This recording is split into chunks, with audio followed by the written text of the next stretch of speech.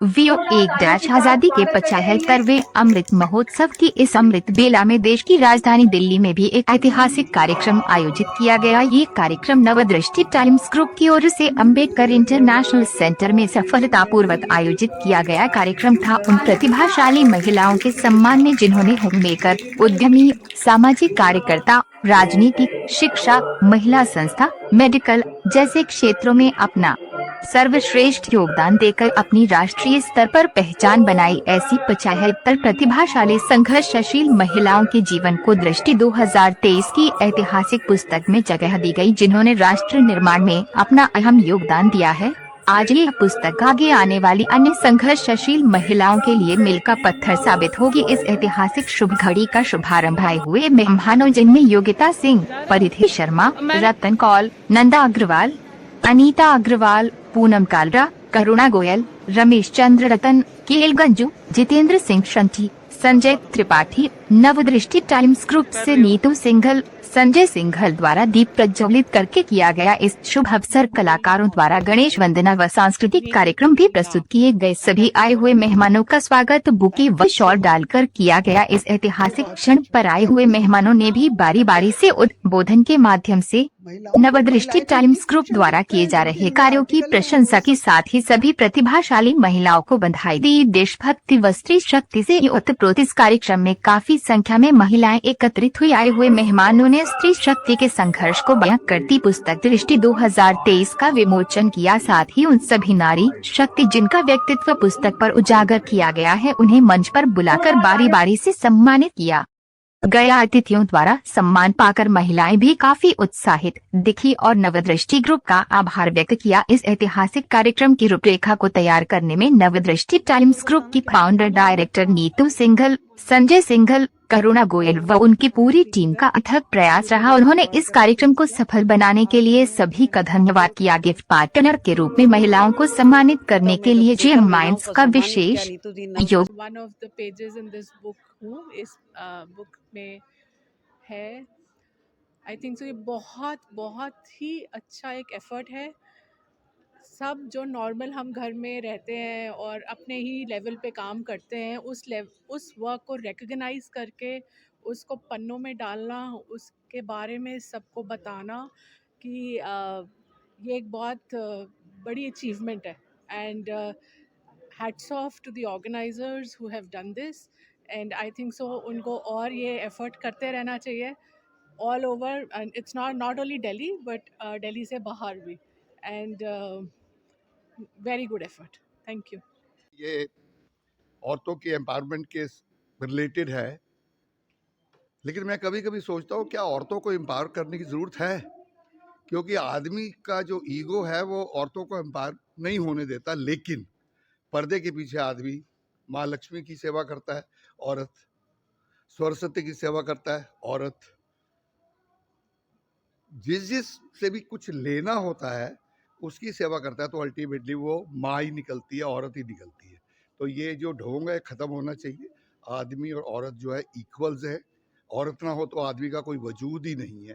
So I will support Neetu Singhal ji for all her efforts, what she has been doing, what she is doing presently also, and good luck to her.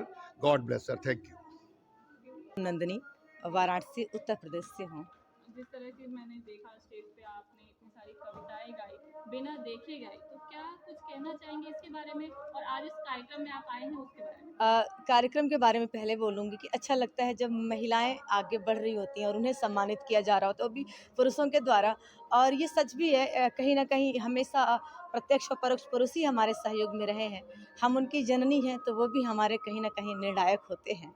और दूसरी बात कि मैं बिना देखे, तो मैं एक पोएट हूँ और मैंने लगभग 800 गीत लिखे अब तक। तो वो हम कहते हैं ना कि जैसे माँ को अपने बच्चे से प्रेम होता है, वैसे एक कवि को अपनी कविताओं से प्रेम होता है।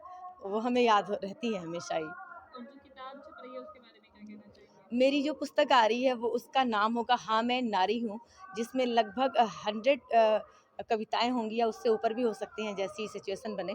लेकिन उसमें और मैं नारी को जिस रूप में देखती हूँ, मैं जानती हूँ कि बहुत सारी हमारे साथ विकृतियाँ हैं, आपदाएँ हैं और मैं एक बहुत छोटे से शहर से भी हूँ, तो मैं ये सब कुछ बहुत करीब से देखा है। लेकिन मैं कभी भी नारी को कमज़ोर नहीं लिखती। मेरी हर कविता में वो आपको सशक्त मिलेगी।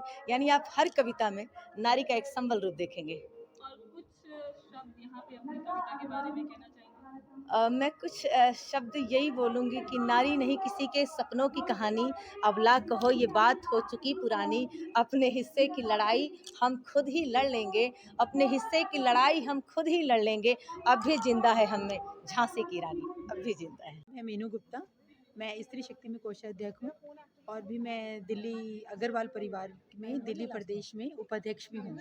और ये हमारा बहुत दिनों से हमारा ये प्रोजेक्ट चल रहा है जिसमें हमारी नीतू जी बहुत मेहनत कर रही हैं और ये हमारा 75 महिलाएं जो समाज के प्रति अपना योगदान दे रही हैं और अच्छे अच्छे कार्य में लगी हुई हैं और समाज से बहुत जुड़ी हुई हैं। ये उसी महोत्सव में ही हमारा ये प्रोग्राम रखा गया है। और खासकर महिलाओं के लिए क्या कहना चाहेंगे? महिलाओं के लिए ये कहना चाहेंगे क्योंकि जैसे ये महिलाओं का जो 75 महिलाएं हैं ये भी हमारे देश के प्रति और समाज के प्रति बहुत कार्य कर रही हैं और ये हमारे लिए एक बहुत बड़ा प्रेरणा स्रोत भी है कि जिस तरीके से ये जितनी भी महिलाएं इसमें आगे से आगे काम भी कर रही हैं और आगे भी आ रही हैं। और सभी महिलाओं को इनसे प्रेरणा लेकर आगे बढ़ना चाहिए।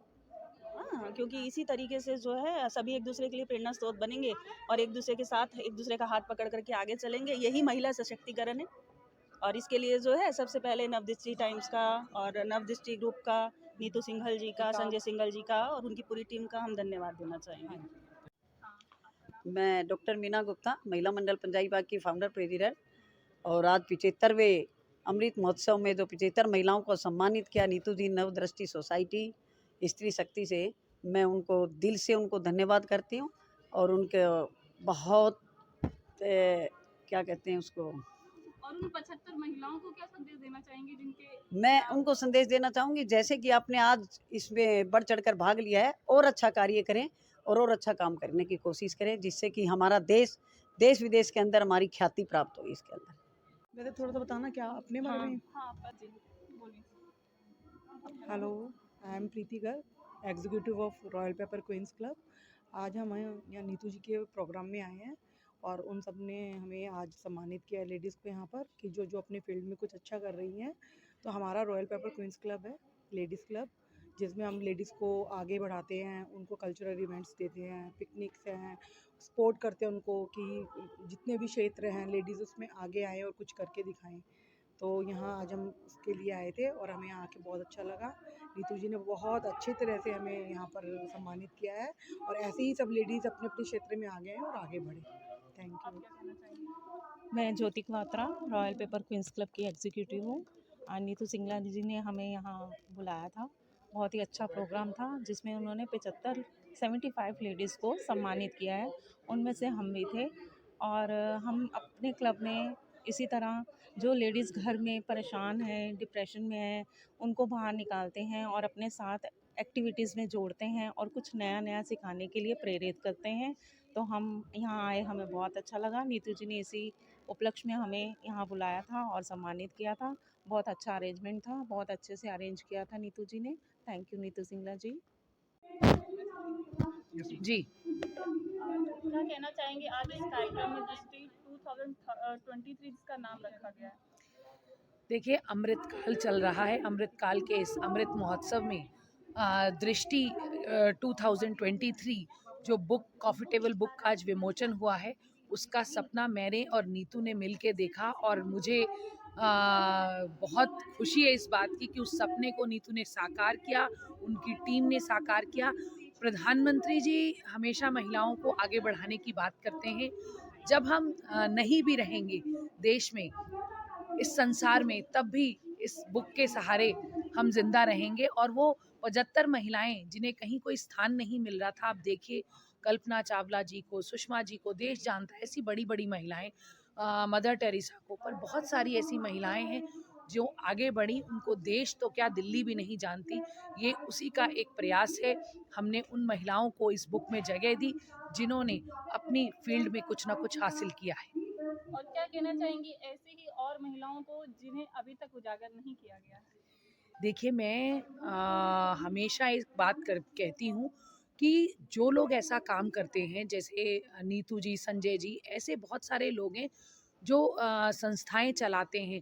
हमको कुछ ना कुछ ऐसा करना चाहिए लाइफ में कि जिन लोगों को कोई नहीं देख रहा, उन लोगों को हम देखें, उनको प्रोत्साहित करें और उनके इंस्पिरेशन से और लोग आगे बढ़ेंगे। आप काउंसलर हैं तो आप जनता को क्या संदेश देना चाहेंगे 26 जनवरी के उपलक्ष्य में? देखिए, मुझे बहुत खुशी है इस बात की कि आज़ादी के अमृत काल को हम जी रहे हैं। उस समय मैं जनप्रतिनिधि बनी और ये देश क्या, पूरा विश्व इस काल को याद रखेगा और उस काल में जो मेरा एज़ अ जनप्रतिनिधि योगदान होगा, मैं ज़रूर करूँगी और देश स्वस्थ रहे और आगे बढ़े, यही मेरी कामना है।